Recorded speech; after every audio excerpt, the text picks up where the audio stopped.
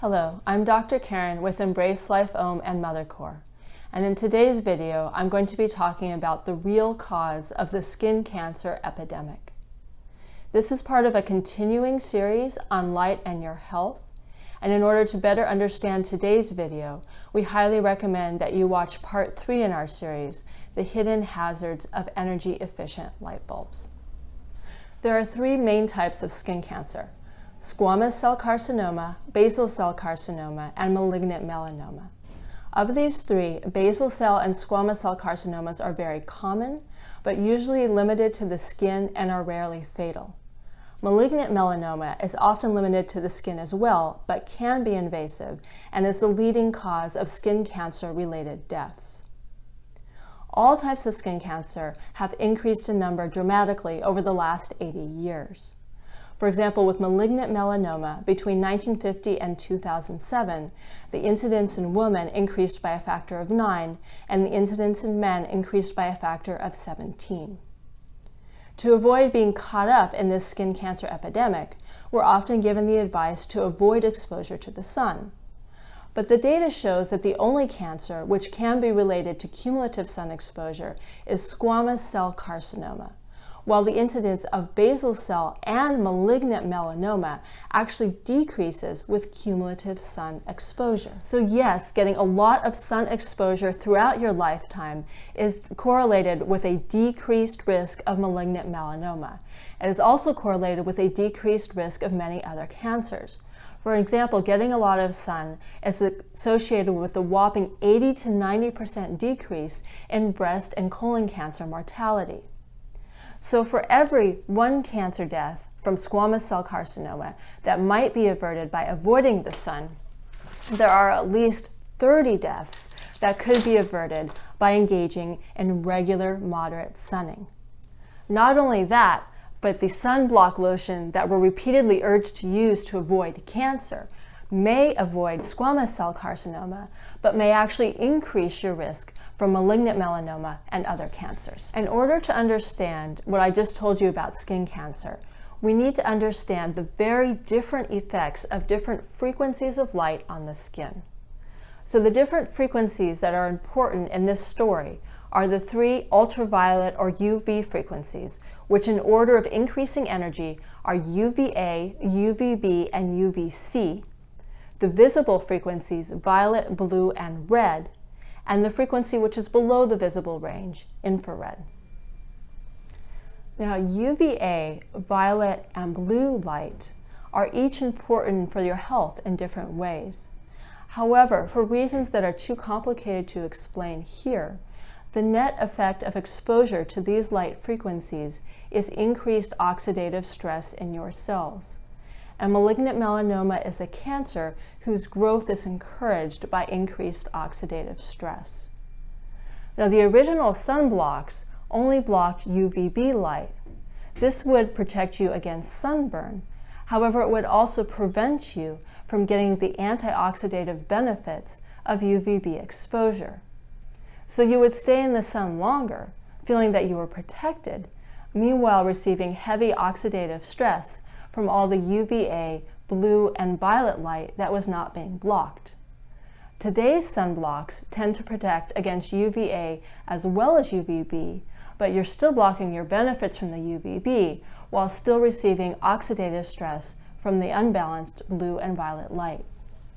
So the widespread use of sunblock lotions explains some of the increase in skin cancer, but it probably explains less than 5 to 10% of the increase. Tanning beds are a serious problem because they give you a high dose of the oxidative UVA radiation while not giving you the protective UVB. But there are many people getting skin cancer who have never used a tanning salon. The increased solar radiation from the depletion of the ozone layer likewise does not explain the vastness of the increase in skin cancer. Some of the other increase in skin cancers can be related to chemical exposure, such as herbicides and pesticides, to taking medications which photosensitize the skin, and to the increase in systemic diseases that cause oxidative stress, such as irritable bowel disease and type 2 diabetes. However, there are still a lot of skin cancers that remain unexplained. It was long recognized that the skin cancer epidemic was basically occurring only among those who work indoors, and it was hypothesized that indoor workers would get more severe sunburns when they went out on vacation. And indeed, the number of sunburns is correlated with the increased risk of malignant melanoma. However, it was later shown that this is a correlation and not a causation. People who have skin types that predispose them to sunburn also have skins which are less resistant to oxidative stress. So while people with more sunburns do get more melanoma, it is not necessarily a causative relationship. Barral et al. 1982 explored the hypothesis that it wasn't something outside that was causing the melanoma in the indoor workers, but something inside. They looked at workplaces with fluorescent lighting installed and found that women in those workplaces had double the risk of getting malignant melanoma, and men had quadruple the risk. Future studies have supported the hypothesis that it is actually fluorescent light bulbs that is the main cause of the skin cancer epidemic. The reason why fluorescent light bulbs cause skin cancer and other skin disorders is the nature of the light spectra produced. Unlike the full broad-spectrum light spectrum produced by the sun, the light coming out of a fluorescent bulb is very concentrated in narrow wavelengths. Some of these light concentrations occur in the range of UVC, UVA, and visible violet light. The exact wavelengths of UVA and violet light at which fluorescent light bulbs have a strong peak have been shown to be the same wavelengths that are extremely carcinogenic in laboratory animals. In addition to having this very concentrated light in the wavelengths that are dangerous to human cells, the fluorescent light is lacking the UVB and, more importantly, the infrared light, which is strongly antioxidative.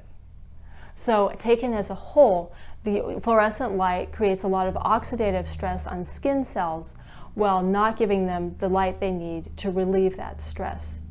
Now, to be fair, the light bulb is coated with materials to try to block the escape of the UV rays, but experiments have shown that the UV rays are not completely blocked and that a significant amount of them do escape. And there is no attempt to block the escape of the violet light. Temporal data strongly supports the fluorescent lighting hypothesis. Fluorescent lights were first introduced for commercial use in 1939, and skin cancer rates began increasing in 1940. During the 1940s, most of the fluorescent lights were used in factories in the defense industry, which at the time had a large number of women workers. And by 1950, most of the melanoma cases were in women, a trend which later significantly reversed. And then there's the birth cohort observation. For people born before World War II, the year of birth is a powerful independent predictor of whether they will get malignant melanoma, with earlier birth years corresponding to a lower chance of contracting the disease. After 1950, the year of birth makes much less difference in total risk. We can understand this by noting that before 1940, there was no widespread use of fluorescent lighting. So someone born in 1935, for example, would have a whole 5 years of their life with no fluorescent lighting exposure, whereas someone born in 1930 would have a full 10 years of their life with no exposure to fluorescent lights. So the more years of your life that you have no fluorescent lighting, the lower your lifetime risk of contracting malignant melanoma. On the other hand, if you're born after 1950, you have no years of not experiencing fluorescent lighting, and you'll probably have experienced a lot of fluorescent lighting in your classroom. So everyone born after 1950 has a more uniform but elevated risk. So what to do if you want to decrease your risk of skin cancer? Number one, get into the sun. The sunlight will give you vitamin D and will also reduce your total oxidative stress. But that is if you get all of the sunlight. If you don't get the UVB, the effect will not be sufficiently powerful. So get rid of the sunscreen. When you've reached the point where you're going to burn, cover up with a shirt and hat and get in the shade. Number two, remove fluorescent lights and high color LED lights from your home and workplace. High color LED lights have a lot of blue light, and since blue light is oxidative, those lights are also likely to cause skin cancer. To find out what light bulbs to replace with, please watch Part 2, Light Bulbs, in this series. If you're working indoors, use as much direct solar light as you can. And also, if you can, open the windows because the glass pane will block the UVB that, again, you need to balance the UVA, violet, and blue lights. If you can't avoid exposure to fluorescent or high color temperature LED lights, or if you've already had a lot of such exposure in your life, then you might consider adding a little bit of UVB light lamp therapy and also adding infrared light therapy. You could do this every day that you're being exposed to the fluorescent lighting. We're going to be doing a couple of more shows on cancer, but after that we'll do a series of shows dedicated to using infrared therapy. Thank you so much for watching today.